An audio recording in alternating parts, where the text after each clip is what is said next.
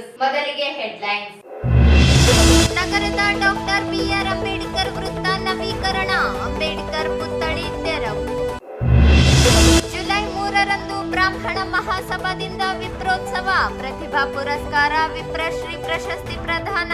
ರಾಘವೇಂದ್ರ ಕುಷ್ಟಗಿ, ಉಷಾಬಾಯಿ ಕಡದಿನ್ನೀರಿಗೆ ವಿಪ್ರಶ್ರೀ ಪ್ರಶಸ್ತಿಗೆ ಆಯ್ಕೆ. ರಮೇಶ್ ಕುಲಕರ್ಣಿ. ಶಾಸಕ ಪ್ರದೀಪ್ ಈಶ್ವರ್ ಮೇಲೆ ಹಲ್ಲೆ, ಆರೋಪಿಗಳ ವಿರುದ್ಧ ಕ್ರಮ ಕೈಗೊಳ್ಳಲಿ. ಎನ್. ಶ್ರೀನಿವಾಸ್ ರೆಡ್ಡಿ. ಏಗನೂರಿನಲ್ಲಿ ಕಾರ ಹುಣ್ಣಿಮೆ, ಕಲ್ಲೆಳೆಯುವ ಸ್ಪರ್ಧೆ, ಸಂಭ್ರಮಿಸಿದ ರೈತರು. ಜುಲೈ 4ರಂದು 300 ಕಾಪು ಸಮಾಜದಿಂದ ಪ್ರತಿಭಾ ಪುರಸ್ಕಾರ, ಉಟ್ಕೂರು ಕೃಷ್ಣಮೂರ್ತಿ. ಮೊದಲ ದಿನ ಎಸ್ಐಆರ್ಗೆ 50,000 ಜನರಿಂದ ಮಾಹಿತಿ ಸಂಗ್ರಹ. ಮತ್ತು ಜಿಲ್ಲೆಯಲ್ಲಿ ಮಳೆ ಕೊರತೆ, ಬಿತ್ತನೆ ಕಾರ್ಯಕ್ಕೆ ಹಿನ್ನಡೆ. ನಗರದ ಹೃದಯ ಭಾಗದಲ್ಲಿರುವ ಡಾಕ್ಟರ್ ಬಿ.ಆರ್. ಅಂಬೇಡ್ಕರ್ ವೃತ್ತದ ಅಂಬೇಡ್ಕರ್ ಪುತ್ಥಳಿಯನ್ನು ಬುಧವಾರ ನವೀಕರಣ ಹಾಗೂ ಸಮಗ್ರ ಅಭಿವೃದ್ಧಿ ಕಾಮಗಾರಿಗಳ ಹಿನ್ನೆಲೆಯಲ್ಲಿ ತಾತ್ಕಾಲಿಕವಾಗಿ ತೆರವುಗೊಳಿಸಲಾಯಿತು. ನಗರದ ಪ್ರಮುಖ ವೃತ್ತಗಳಲ್ಲಿ ಒಂದಾದ ಅಂಬೇಡ್ಕರ್ ವೃತ್ತವನ್ನು ಆಧುನಿಕ ಮಾದರಿಯಲ್ಲಿ ಅಭಿವೃದ್ಧಿಪಡಿಸುವ ಉದ್ದೇಶದಿಂದ ಈ ಕ್ರಮ ಕೈಗೊಳ್ಳಲಾಗಿದೆ. ಪುತ್ಥಳಿಯ ನವೀಕರಣದೊಂದಿಗೆ ಸುತ್ತಮುತ್ತಲಿನ ಪ್ರದೇಶದ ಸೌಂದರ್ಯೀಕರಣ, ಮೂಲಸೌಕರ್ಯ ಅಭಿವೃದ್ಧಿ ಹಾಗೂ ಸಾರ್ವಜನಿಕರಿಗೆ ಅನುಕೂಲವಾಗುವ ರೀತಿಯ ವ್ಯವಸ್ಥೆಗಳನ್ನು ಕಲ್ಪಿಸಲು ಯೋಜನೆ ರೂಪಿಸಲಾಗಿದೆ ಎಂದು ಅಧಿಕಾರಿಗಳು ತಿಳಿಸಿದ್ದಾರೆ.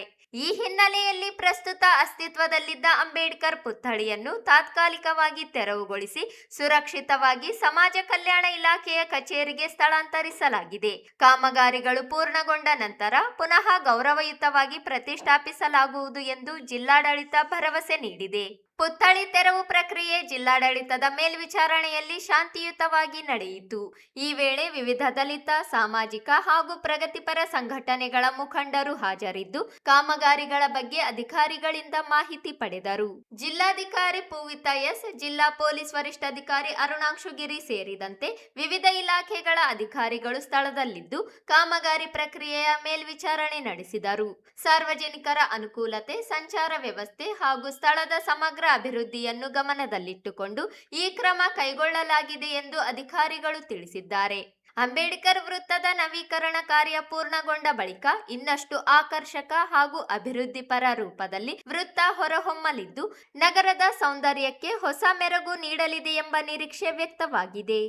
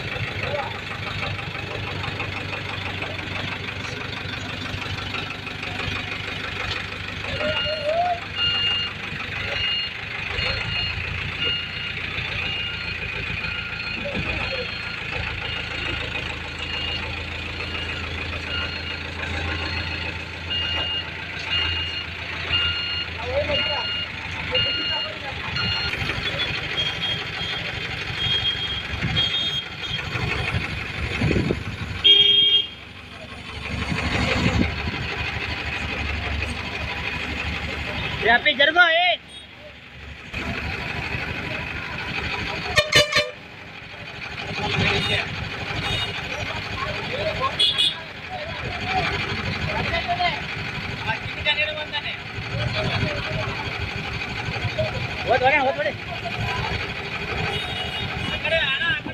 ಜಿಲ್ಲಾ ಬ್ರಾಹ್ಮಣ ಮಹಾಸಭಾದಿಂದ ವಿಪ್ರೋತ್ಸವ 2026 ಹಾಗೂ ಪ್ರತಿಭಾ ಪುರಸ್ಕಾರ ವಿಪ್ರಶ್ರೀ ಪ್ರಶಸ್ತಿ ಪ್ರದಾನ ಸಮಾರಂಭ ಜುಲೈ 4ರಂದು ನಗರದ ಪಂಡಿತ ಸಿದ್ದರಾಮ ಜಂಬಲ್ದಿನ್ನಿ ರಂಗಮಂದಿರದಲ್ಲಿ ಶನಿವಾರ ಸಂಜೆ 5 ಗಂಟೆಗೆ ಆಯೋಜಿಸಲಾಗಿದೆ ಎಂದು ಮಹಾಸಭಾದ ಅಧ್ಯಕ್ಷ ರಮೇಶ್ ಕುಲಕರ್ಣಿ ಹೇಳಿದರು.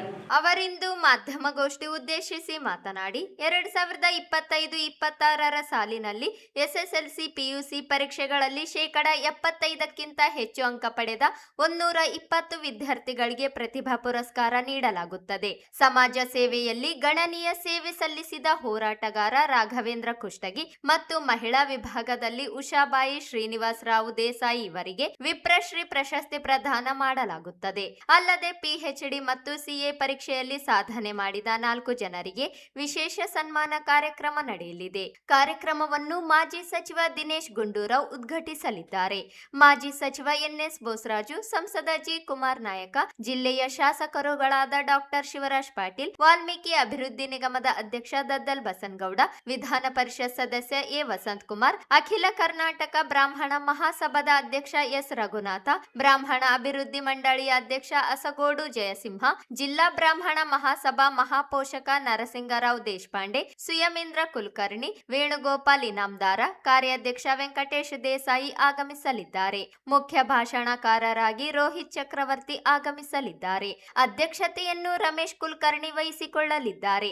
ಸಮಾಜದ ವಿದ್ಯಾರ್ಥಿಗಳು, ಪಾಲಕರು ಹೆಚ್ಚಿನ ಸಂಖ್ಯೆಯಲ್ಲಿ ಭಾಗವಹಿಸುವಂತೆ ಮನವಿ ಮಾಡಿದರು. ಜುಲೈ 4ರಂದು 2026 ಶನಿವಾರ ಸಂಜೆ 5 ಗಂಟೆಗೆ ರಾಯಚೂರಿನ ಪಂಡಿತ್ ಸಿದ್ದರಾಮ ಜಂಬಲ್ದಿನ್ನಿ ರಂಗಮಂದಿರದಲ್ಲಿ ಆಯೋಜಿಸಲಾಗಿದೆ.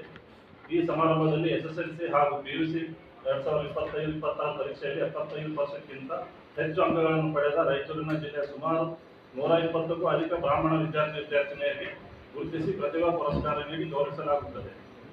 ಆದುದರಿಂದ ಸಮಾಜ ಸೇವೆ ಹಾಗೂ ವಿವಿಧ ಕ್ಷೇತ್ರಗಳಲ್ಲಿ ಗಣನೀಯ ಸಾಧನೆ ಮಾಡಿದ 2 ಗಣ್ಯರನ್ನು ಗುರುತಿಸಿ ವಿಪ್ರಶ್ರೀ ಪ್ರಶಸ್ತಿ ನೀಡಿ ಸನ್ಮಾನಿಸಲಾಗುತ್ತದೆ. ಪುರಸ್ಕಾರ ವಿಭಾಗದಲ್ಲಿ ಶ್ರೀ ರಾಘವೇಂದ್ರ ಕುಷ್ಟಗಿ ಹಾಗೂ ಮಹಿಳಾ ವಿಭಾಗದಲ್ಲಿ ಶ್ರೀಮತಿ ಉಷಾ ರಾಣಿ ಶ್ರೀನಿವಾಸ ದೇಸಾಯಿ ಕಡತನಿ ಇವರಿಗೆ ವಿಪ್ರಶ್ರೀ ಪ್ರಶಸ್ತಿ ಪ್ರದಾನ ಮಾಡಲಾಗುವುದು. ಇದೇ ಸಂದರ್ಭದಲ್ಲಿ ಪಿಎಚ್ಡಿ, ಚಾರ್ಟರ್ಡ್ ಅಕೌಂಟ್, ಸಿಎ ಸೇರಿದಂತೆ ಶೈಕ್ಷಣಿಕ ಕ್ಷೇತ್ರದಲ್ಲಿ ಸಾಧನೆ ಮಾಡಿದ ಹಾಗೂ ಪ್ರತಿಭಾವಂತ ವಿಶೇಷ ಗುರುತಿಸಿ ಸನ್ಮಾನಿಸಲಾಗುತ್ತದೆ. ಕಾರ್ಯಕ್ರಮದ ಕರ್ನಾಟಕ ಸರ್ಕಾರದ ಮಾಜಿ ಸಚಿವರಾದ ಸನ್ಮಾನ್ಯ ಶ್ರೀ ದಿನೇಶ್ ಆರ್ ಗುಂಡೂರಾವ್ ಉದ್ಘಾಟಿಸಲಿದ್ದಾರೆ.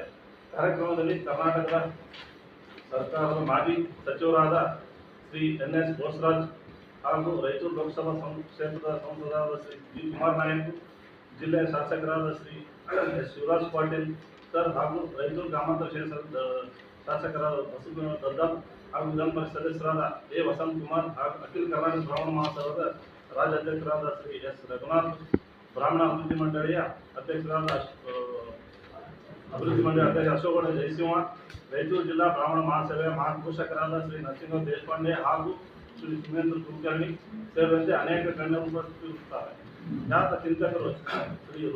ಈ ಸಂದರ್ಭದಲ್ಲಿ ನರಸಿಂಹರಾವ್ ದೇಶಪಾಂಡೆ, ಪ್ರಾಣೇಶ್ ಮುತಾಲಿಕ್, ವೇಣುಗೋಪಾಲ್ ಇನಾಮದಾರ, ರಾಮರಾವ್ ಗಣೇಕಲ್, ಸುಧೀರ, ಶ್ರೀನಿವಾಸ್ ದೇಸಾಯಿ, ವಿಜೇತ ಸೇರವಾರ ಉಪಸ್ಥಿತರಿದ್ದರು. ಚಿಕ್ಕಬಳ್ಳಾಪುರ ಶಾಸಕ ಪ್ರದೀಪ್ ಈಶ್ವರ್ ಮೇಲೆ ನಡೆದ ಘಟನೆ ಖಂಡನೀಯವಾಗಿದ್ದು, ಅವರ ವಿರುದ್ಧ ಹಲ್ಲೆಗೆ ಯತ್ನಿಸಿದ ಜೆಡಿಎಸ್ ಬಿಜೆಪಿ ಕಾರ್ಯಕರ್ತರನ್ನು ಬಂಧಿಸಬೇಕು ಎಂದು ಮುನ್ನೂರು ಕಾಪು ಸಮಾಜದ ಕ್ರೀಡಾಧ್ಯಕ್ಷ ಎನ್ ಶ್ರೀನಿವಾಸ್ ರೆಡ್ಡಿ ಆಗ್ರಹಿಸಿದರು. ಅವರಿಂದು ಮಾಧ್ಯಮಗೋಷ್ಠಿ ಉದ್ದೇಶಿಸಿ ಮಾತನಾಡಿ, ನಾಡಪ್ರಭು ಕೆಂಪೇಗೌಡ ಜಯಂತಿ ಕಾರ್ಯಕ್ರಮದಲ್ಲಿ ಭಾಗವಹಿಸಲು ಆಗಮಿಸಿದ ಬಲಿಜ ಸಮಾಜದ ಏಕೈಕ ಶಾಸಕ ಪ್ರದೀಪ್ ಈಶ್ವರ್ ಮೇಲೆ ಚಪ್ಪಲಿ ತೂರಿ ಕಾರ್ಯಕ್ರಮದಲ್ಲಿ ಭಾಗವಹಿಸದಂತೆ ತಡೆದು ಕೆಂಪೇಗೌಡ ಜಯಂತಿಯನ್ನು ಅಪಮಾನಿಸಿರುವವರ ವಿರುದ್ಧ ಕಠಿಣ ಕ್ರಮ ಕೈಗೊಳ್ಳಬೇಕು. ರಾಜ್ಯ ಮುಖ್ಯಮಂತ್ರಿ ಹಾಗೂ ಗೃಹ ಸಚಿವರು ಸೂಕ್ತ ನಿರ್ದೇಶನ ನೀಡಿ ಆರೋಪಿಗಳನ್ನು ಬಂಧಿಸಬೇಕು. ಇಲ್ಲದೆ ಹೋದಲ್ಲಿ ರಾಜ್ಯದಾದ್ಯಂತ ಪ್ರತಿಭಟನೆ ನಡೆಸುವುದಾಗಿ ಹೇಳಿದರು. ಶಿಸ್ತಿನ ಪಕ್ಷವೆಂದು ಹೇಳಿಕೊಳ್ಳುವ ಪಕ್ಷಗಳ ಕಾರ್ಯಕರ್ತರು ಕಾಂಗ್ರೆಸ್ ಪಕ್ಷದ ಶಾಸಕರನ್ನು ಅಪಮಾನಿಸಿ ಜಯಂತಿಗೆ ಅಡ್ಡಿ ಉಂಟು ಮಾಡಿರುವ ಘಟನೆಯನ್ನು ಸರ್ಕಾರ ಗಂಭೀರವಾಗಿ ಪರಿಗಣಿಸಬೇಕೆಂದರು. ಹಲ್ಲೆಗೆ ಕಾರಣರಾದ ಪಕ್ಷದ ನಾಯಕರು ಕ್ಷಮೆ ಕೇಳಬೇಕೆಂದರು. ಹಿಂದುಳಿದ ವರ್ಗಕ್ಕೆ ಸೇರಿದ ನಮ್ಮ ಬಲಿಜ ಸಮಾಜದ ಪ್ರದೀಪ್ ಈಶ್ವರ್ ಅವರ ಮೇಲೆ JDS ಮತ್ತು BJP ಕಾರ್ಯಕರ್ತರು ಗಲಾಟೆ ಮಾಡಿ ಅವರ ಕುಟುಂಬದ ಸದಸ್ಯರ ಬಗ್ಗೆ ಅವಹೇಳನ ಮಾತನಾಡಿ ನಿಂದನೆ ಮಾಡಿದ್ದನ್ನು ರಾಯಚೂರು ಮುನ್ನೂರು ತಾಲೂಕು ಬಲಿತ ಸಮಾಜ ಖಂಡಿಸುತ್ತದೆ. ಇದೊಂದು ಯೋಜಿತ ಮತ್ತು ಜಗದೀಶ್ವರ ಅವರ ಮಾನಸಿಕವಾಗಿ ಅವರನ್ನು ಭಯಭೀತರನ್ನಾಗಿ ಮಾಡುವ ಮೂಲಕ ಅನಾಗರಿಕವಾಗಿ ನಡೆದುಕೊಂಡಿರುವ ಮತ್ತು ನಾಡಪ್ರಭು ಕೆಂಪೇಗೌಡರ ಜಯಂತಿಯನ್ನು ಅಡ್ಡಪಡಿಸಿ ನಾಡಪ್ರಭುಗಳಿಗೆ ದ್ರೋಹ ಮಾಡಿದ್ದಾರೆ.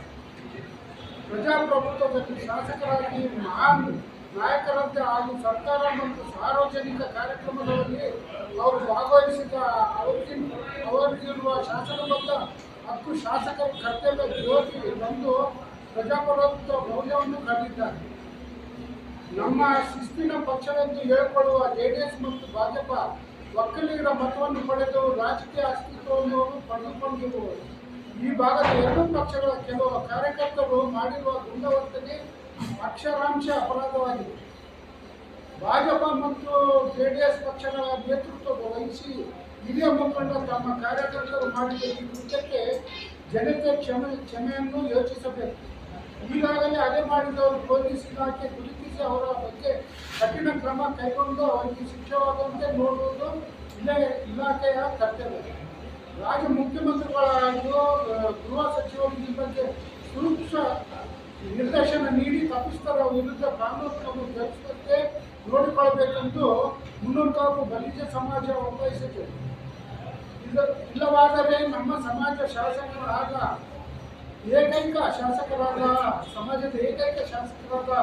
ಅವಮಾನ ಮತ್ತು ಮಾನಸಿಕ ಹಿಂಸೆಗೆ ಬಗ್ಗೆ ನಾವು ಬೀದಿಗಿಳಿದು ಉಗ್ರ ಹೋರಾಟವನ್ನು ಮಾಡಬೇಕಾಗುತ್ತದೆ. ಈ ಸಂದರ್ಭದಲ್ಲಿ ಸಮಾಜದ ಮುಖಂಡರುಗಳಾದ V Lakshmireddy, Bangi Narasareddy, Utkur Krishnamurthy, Chandrashekar Pogal, Pratap Reddy, G Shekar Reddy, U Govindareddy, Gudsi Narasareddy, Thimmareddy, Guddi Thimmareddy, Satyareddy, Bellam Sridhar Reddy, Pundla Rajendra Reddy ಸೇರಿದಂತೆ ಅನೇಕರಿದ್ದರು. ಏಗನೂರು ಗ್ರಾಮದಲ್ಲಿ ಕಾರ ಹುಣ್ಣಿಮೆ ಹಿನ್ನೆಲೆಯಲ್ಲಿ ಜೂನ್ 30ರಂದು ಎತ್ತುಗಳ 1 ಟನ್ ಭಾರದ ಕಲ್ಲು ಎಳೆಯುವ ಸ್ಪರ್ಧೆ ಅದ್ದೂರಿಯಾಗಿ ಜರುಗಿತು. ಸ್ಪರ್ಧೆಯಲ್ಲಿ 9 ಜೋಡಿ ಎತ್ತುಗಳು ಭಾಗವಹಿಸಿದ್ದವು. ಇದರಲ್ಲಿ ಪ್ರಥಮ ಸ್ಥಾನ ಪಡೆದ ಜೋಡಿ ಎತ್ತುಗಳ ಮಾಲೀಕರಿಗೆ 5,001 ರೂಪಾಯಿ, ದ್ವಿತೀಯ ಸ್ಥಾನಕ್ಕೆ 3,001 ರೂಪಾಯಿ ಹಾಗೂ ತೃತೀಯ ಸ್ಥಾನಕ್ಕೆ 2,001 ರೂಪಾಯಿಗಳ ಬಹುಮಾನವನ್ನು ನೀಡಲಾಯಿತು.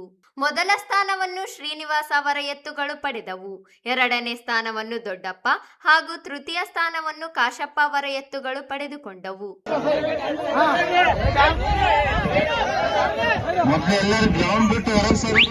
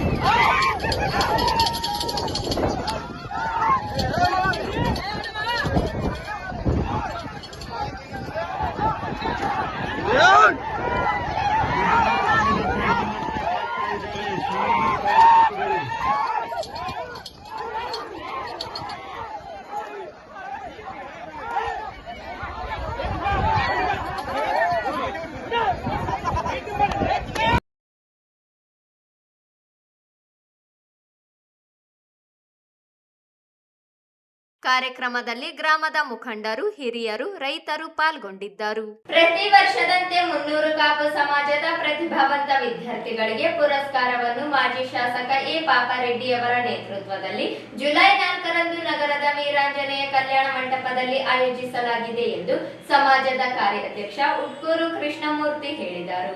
ಅವರಿಂದು ಮಾಧ್ಯಮಗೋಷ್ಠಿ ಉದ್ದೇಶಿಸಿ ಮಾತನಾಡಿ, ಎಸ್ಎಸ್ಎಲ್ಸಿ, ಪಿಯುಸಿ ಪರೀಕ್ಷೆಗಳಲ್ಲಿ 80%ಕ್ಕಿಂತ ಹೆಚ್ಚು ಅಂಕ ಪಡೆದ ವಿದ್ಯಾರ್ಥಿ ಹಾಗೂ ಪಾಲಕರನ್ನು ಸನ್ಮಾನಿಸಿ ಗೌರವಿಸಲಾಗುತ್ತದೆ. ಜುಲೈ 3ರೊಳಗೆ ವಿದ್ಯಾರ್ಥಿಗಳು ಹೆಸರು ನೋಂದಣಿ ಮಾಡಿಕೊಂಡು ಕಾರ್ಯಕ್ರಮದಲ್ಲಿ ಭಾಗವಹಿಸುವಂತೆ ಮನವಿ ಮಾಡಿದರು. ಇದೇ 4ನೇ ತಾರೀಕಿಗೆ ನಮ್ಮ ಮಕ್ಕಳ ಪ್ರತಿಭಾ ಪುರಸ್ಕಾರ ಕಾರ್ಯಕ್ರಮವನ್ನು ಹಮ್ಮಿಕೊಂಡಿದ್ದೇವೆ. ಅವರು ನಮ್ಮ ಪಾಪಾರೆಡ್ಡಿ ಮಾಜಿ ಅಧ್ಯಕ್ಷರು, ಮಾಜಿ ಶಾಸಕರಾದ ಪಾಪಾರೆಡ್ಡಿ ನೇತೃತ್ವದಲ್ಲಿ ಈ ಕಾರ್ಯಕ್ರಮ ನಡೆಯುತ್ತದೆ. ಹೆಚ್ಚಿನ ಅಂಕಗಳನ್ನು ಪಡೆದಿರುವಂಥ ಮಕ್ಕಳು SSLCಯಲ್ಲಿ 35, PUCನಲ್ಲಿ 35, 80 ಮೇಲ್ಪಟ್ಟಿರುವಂಥ ಮಕ್ಕಳು 80 ಮೇಲ್ಪಟ್ಟಿರುವಂಥ ಮಕ್ಕಳಿಗೆ ಪ್ರತಿಭಾ ಪುರಸ್ಕಾರ ಮಕ್ಕಳಿಗೂ ಮತ್ತು ಅವರ ಪೋಷಕರಿಗೂ ಸನ್ಮಾನವನ್ನು ಮಾಡಲಾಗುವುದು. ಜಿ. ಶೇಖರ್ ರೆಡ್ಡಿ ಮಾತನಾಡಿ, 300 ಕಾಪು ಸಮಾಜದ ಪ್ರತಿಭಾವಂತ ವಿದ್ಯಾರ್ಥಿಗಳೊಂದಿಗೆ ಪಾಲಕರಿಗೂ ಸನ್ಮಾನಿಸಲಾಗುತ್ತದೆ. ಧನ ಸಹಾಯದೊಂದಿಗೆ ಪಾರಿತೋಷಕ ನೀಡಿ ಸನ್ಮಾನಿಸಲಾಗುತ್ತದೆ. ಸಮಾಜದ ಜನರು ಹೆಚ್ಚಿನ ಸಂಖ್ಯೆಯಲ್ಲಿ ಬೆಳಗ್ಗೆ 10:30ಕ್ಕೆ ಗದ್ವಾಲ್ ರಸ್ತೆಯ ಶ್ರೀ ವೀರಾಂಜನೇಯ ಕಲ್ಯಾಣ ಮಂಟಪದಲ್ಲಿ ಭಾಗವಹಿಸುವಂತೆ ಮನವಿ ಮಾಡಿದರು. 80ಕ್ಕಿಂತ ಹೆಚ್ಚಿನ ಪರ್ಸೆಂಟೇಜು ತೇರ್ಗಡೆ ಹೊಂದಿ ನಮ್ಮ ಸಮಾಜದವರ ಸಲುವಾಗಿ, ನಮ್ಮ ಸಮಾಜದ ವತಿಯಿಂದ, ನಮ್ಮ 300 ಕಾಪು ಶಿಕ್ಷಣ ಸಂಸ್ಥೆ ವತಿಯಿಂದ ಈ ಪ್ರತಿಭಾ ಪುರಸ್ಕಾರ ಒಂದು ಸಮಾರಂಭವನ್ನು ನಾವು 4ನೇ ತಾರೀಕಿಗೆ ಶ್ರೀ ವೀರಾಂಜನೇಯ ದೇವಸ್ಥಾನದಲ್ಲಿ ಬೆಳಗ್ಗೆ 10:30 ಗಂಟೆಯಿಂದ ಪ್ರಾರಂಭ ಮಾಡ್ತಾ ಇದ್ದೀವಿ.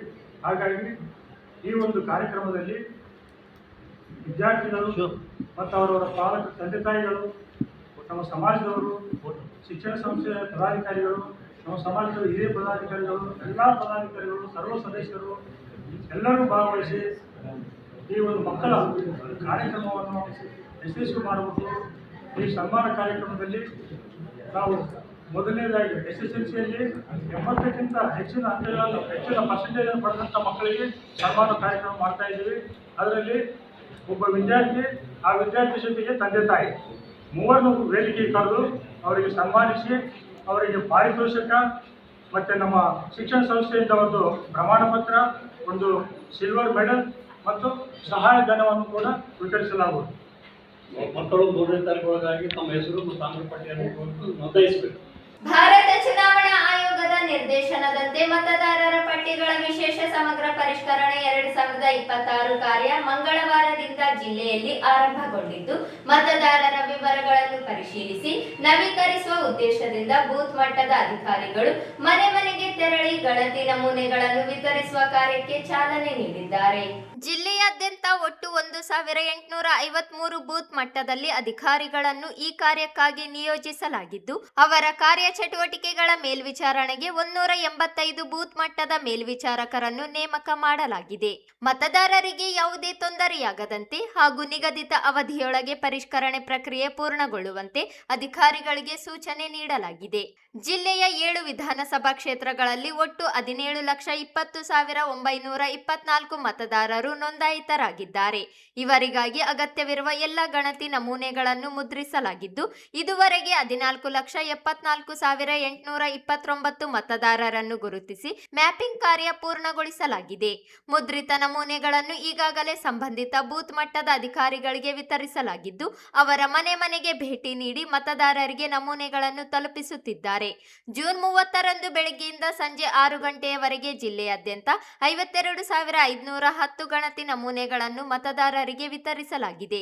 ಇದೇ ವೇಳೆ ಭರ್ತಿ ಮಾಡಿದ ನಮೂನೆಗಳನ್ನು ಸ್ವೀಕರಿಸುವ ಕಾರ್ಯವು ಆರಂಭವಾಗಿದ್ದು, ಮತದಾರರು ತಮ್ಮ ವೈಯಕ್ತಿಕ ವಿವರಗಳನ್ನು ಪರಿಶೀಲಿಸಿ ಅಗತ್ಯ ತಿದ್ದುಪಡಿಗಳೊಂದಿಗೆ ನಮೂನೆಗಳನ್ನು ಸಲ್ಲಿಸಲು ಅಧಿಕಾರಿಗಳು ಮನವಿ ಮಾಡಿದ್ದಾರೆ. ಮತದಾರರ ಹೆಸರು, ವಿಳಾಸ, ವಯಸ್ಸು, ಕುಟುಂಬದ ವಿವರ ಸೇರಿದಂತೆ ಇತರೆ ಮಾಹಿತಿಗಳನ್ನು ಸರಿಯಾಗಿ ಪರಿಶೀಲಿಸಿ ನಮೂನೆಗಳನ್ನು ಭರ್ತಿ ಮಾಡುವಂತೆ ಸೂಚಿಸಲಾಗಿದೆ. ಹೊಸದಾಗಿ ಮತದಾರರ ಪಟ್ಟಿಗೆ ಸೇರ್ಪಡೆಗೊಳ್ಳುವ ಅರ್ಹರು, ವಿಳಾಸದ ಬದಲಾವಣೆ ಮಾಡಿಕೊಂಡಿರುವವರು ಹಾಗೂ ವಿವರಗಳಲ್ಲಿ ತಿದ್ದುಪಡಿ ಅಗತ್ಯವಿರುವವರು ಈ ಅವಕಾಶವನ್ನು ಸದುಪಯೋಗಪಡಿಸಿಕೊಳ್ಳುವಂತೆ ಮನವಿ ಮಾಡಲಾಗಿದೆ. ಭಾರತ ಚುನಾವಣಾ ಆಯೋಗ ನಿಗದಿಪಡಿಸಿರುವ ವೇಳಾಪಟ್ಟಿಯಂತೆ ಗಣತಿ ನಮೂನೆಗಳ ವಿತರಣೆ, ಭರ್ತಿ ಮಾಡಿದ ನಮೂನೆಗಳ ಸಂಗ್ರಹಣೆ ಹಾಗೂ ಪರಿಶೀಲನಾ ಕಾರ್ಯ ಹಂತ ಹಂತವಾಗಿ ನಡೆಯಲಿದೆ.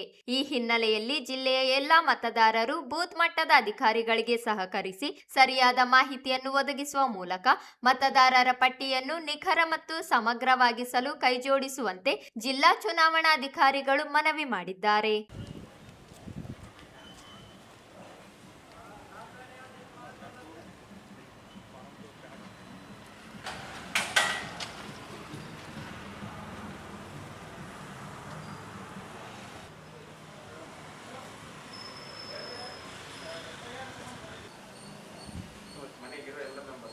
ವೋಟರ್ ಐಡಿಯಲ್ಲಿ ಯಾರ್ಯಾರು ಇದ್ದಾರೆ ಸರ್? ಹೌದು ಸರ್.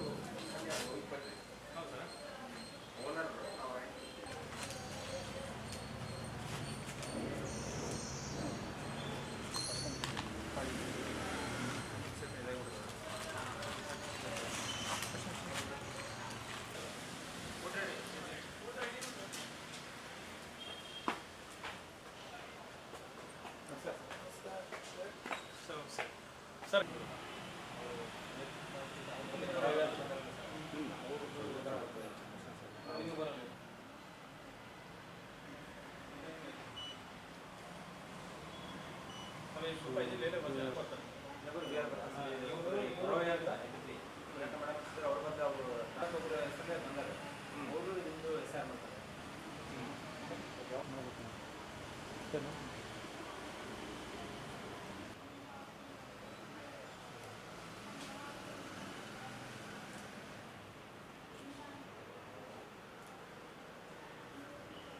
ಏಟಿಂಗ್ ಪಾರ್ಟ್ನರ್ ಸರ್ ಉಮಾಶಂಕರ್ಗೆ ಮೊದಲು ಸುರೇಖಾ ಮೇಡಮ್ ಅವ್ರ ಬದಲು ಪರವಾಗಿ ಬಂದ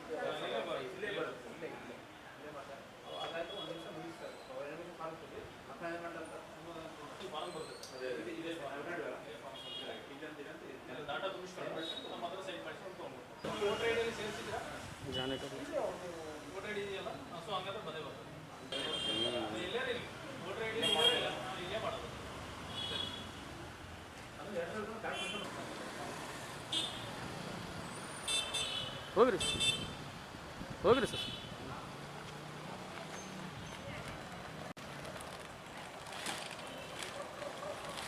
ಜಿಲ್ಲೆಯಲ್ಲಿ ಈ ಬಾರಿಯ ಮುಂಗಾರು ರೈತರಿಗೆ ನಿರಾಸೆಯನ್ನುಂಟು ಮಾಡಿದ್ದು, ಜೂನ್ 24ರಿಂದ ಜೂನ್ 30ರವರೆಗೆ ಅಂದರೆ 7 ದಿನದಲ್ಲಿ ಇಡೀ ಜಿಲ್ಲೆಯಲ್ಲಿ 21.9 ಮಿಲಿಮೀಟರ್ನಷ್ಟು ವಾಡಿಕೆಯ ಮಳೆಯಾಗಬೇಕಿದ್ದು, ಆದರೆ ಕೇವಲ 6.9 ಮಿಲಿಮೀಟರ್ನಷ್ಟು ಮಾತ್ರ ಮಳೆಯಾಗುವ ಮೂಲಕ 14.2 ಮಿಲಿಮೀಟರ್ನಷ್ಟು ಮಳೆಯ ಕೊರತೆ ಕಂಡು ಬಂದಿದೆ. ಜೂನ್ 29ರಿಂದ 30ರವರೆಗೆ ಜಿಲ್ಲೆಯಲ್ಲಿ ಕೇವಲ 0.4 ಮಿಲಿಮೀಟರ್ನಷ್ಟು ಮಳೆಯಾಗಿದ್ದು, ಆದರೆ ಸಾಮಾನ್ಯವಾಗಿ ಕಳೆದ 24 ಗಂಟೆಗಳಲ್ಲಿ 2.3 ಮಿಲಿಮೀಟರ್ನಷ್ಟು ಮಳೆಯಾಗಬೇಕಿತ್ತು. ಆದರೆ 1.9 ಮಿಲಿಮೀಟರ್ನಷ್ಟು ಮಳೆ ಕೊರತೆ ಕಂಡು ಬಂದಿದೆ. ದೇವದುರ್ಗದಲ್ಲಿ 0.7 ಮಿಲಿಮೀಟರ್ನಷ್ಟು ಮಳೆಯಾಗಿದ್ದು, 1 ಮಿಲಿಮೀಟರ್ನಷ್ಟು ಕೊರತೆ ಎದುರಾಗಿದೆ. ಲಿಂಗಸುಗೂರಿನಲ್ಲಿ 0.9 ಮಿಲಿಮೀಟರ್ನಷ್ಟು ಮಳೆಯಾಗಿದ್ದು, 1.3 ಮಿಲಿಮೀಟರ್ನಷ್ಟು ಕಡಿಮೆ ಮಳೆಯಾಗಿದೆ. ಮಾನ್ವಿಯಲ್ಲಿ 0.1 ಮಿಲಿಮೀಟರ್ನಷ್ಟು ಮಳೆಯಾಗಿದೆ. 2.2 ಮಿಲಿಮೀಟರ್ನಷ್ಟು ಮಳೆ ಕೊರತೆಯಾಗಿದೆ. ರಾಯಚೂರಿನಲ್ಲಿ 0.1, ಸಿಂಧನೂರಿನಲ್ಲಿ 0.3, ಮಸ್ಕಿಯಲ್ಲಿ 0.8, ಸಿರವಾರ ಮತ್ತು ಅರಕೆರಾದಲ್ಲಿ 0.3 ಮಿಲಿಮೀಟರ್ನಷ್ಟು ಮಳೆಯಾಗಿದೆ. ಇನ್ನು ಜೂನ್ 1ರಿಂದ 30ರವರೆಗೆ ಜಿಲ್ಲೆಯಲ್ಲಿ 85.2 ಮಿಲಿಮೀಟರ್ನಷ್ಟು ವಾಡಿಕೆಯ ಮಳೆಯಾಗಬೇಕಿತ್ತು. ಆದರೆ 68.9 ಮಿಲಿಮೀಟರ್ನಷ್ಟು ಮಾತ್ರ ಮಳೆಯಾಗುವ ಮೂಲಕ 16.3 ಮಿಲಿಮೀಟರ್ನಷ್ಟು ಮಳೆಯ ಕೊರತೆ ಕಂಡು ಬಂದಿದೆ. ಜೂನ್ ತಿಂಗಳಿನಲ್ಲಿ ರಾಯಚೂರು ತಾಲೂಕಿನಲ್ಲಿ ಮಾತ್ರ 106.4 ಮಿಲಿಮೀಟರ್ ಮಳೆಯಾಗಿದ್ದು, ಉಳಿದಂತೆ ಎಲ್ಲಾ ತಾಲೂಕುಗಳಲ್ಲಿ ವಾಡಿಕೆಗಿಂತ ಕಡಿಮೆ ಮಳೆಯಾಗಿದ್ದು, ಬಿತ್ತನೆ ಮಾಡಿದ ಮತ್ತು ಬಿತ್ತನೆಗೆ ಸಿದ್ಧತೆ ನಡೆಸಿದ್ದ ರೈತರಿಗೆ ನಿರಾಸೆ ಉಂಟಾಗಿದೆ. ಮಳೆಯ ಕೊರತೆಯ ಕಾರಣ ಜಿಲ್ಲೆಯಲ್ಲಿ ಬರಗಾಲ ಪೀಡಿತ ಪ್ರದೇಶವೆಂದು ಘೋಷಣೆ ಮಾಡುವಂತೆಯೂ ಹಲವರು ಒತ್ತಾಯಿಸುತ್ತಿದ್ದು, ಈ ಬಾರಿ ಮುಂಗಾರು ಮಳೆ ನಿರೀಕ್ಷೆಯಂತೆ ಸುರಿಯದ ಕಾರಣ ರೈತರ ಮುಖದಲ್ಲಿ ಬೇಸರ ಕಂಡು ಬರುತ್ತಿದೆ. ಕೊನೆಯಲ್ಲಿ ಮತ್ತೊಮ್ಮೆ ಹೆಡ್ಲೈನ್ಸ್. ನಗರದ ಡಾಕ್ಟರ್ ಬಿ.ಆರ್. ಅಂಬೇಡ್ಕರ್ ವೃತ್ತ ನವೀಕರಣ, ಅಂಬೇಡ್ಕರ್ ಪುತ್ಥಳಿ ತೆರವು. ಜುಲೈ 3 3ರಂದು ಬ್ರಾಹ್ಮಣ ಮಹಾಸಭಾದಿಂದ ವಿಪ್ರೋತ್ಸವ ಪ್ರತಿಭಾ ಪುರಸ್ಕಾರ ವಿಪ್ರಶ್ರೀ ಪ್ರಶಸ್ತಿ ಪ್ರದಾನ ರಾಘವೇಂದ್ರ ಕುಷ್ಟಗಿ ಉಷಾಬಾಯಿ ಕಡದಿನ್ನೀರಿಗೆ ವಿಪ್ರಶ್ರೀ ಪ್ರಶಸ್ತಿಗೆ ಆಯ್ಕೆ ರಮೇಶ್ ಕುಲಕರ್ಣಿ. ಶಾಸಕ ಪ್ರದೀಪ್ ಈಶ್ವರ್ ಮೇಲೆ ಹಲ್ಲೆ ಆರೋಪಿಗಳ ವಿರುದ್ಧ ಕ್ರಮ ಕೈಗೊಳ್ಳಲಿ ಎನ್ ಶ್ರೀನಿವಾಸ್ ರೆಡ್ಡಿ. ಏಗನೂರಿನಲ್ಲಿ ಕಾರ ಹುಣ್ಣಿಮೆ ಕಲ್ಲೆಳೆಯುವ ಸ್ಪರ್ಧೆ ಸಂಭ್ರಮಿಸಿದ ರೈತರು. ಜುಲೈ 4ರಂದು 300 ಕಾಪು ಸಮಾಜದಿಂದ ಪ್ರತಿಭಾ ಪುರಸ್ಕಾರ ಉಟ್ಕೂರು ಕೃಷ್ಣಮೂರ್ತಿ.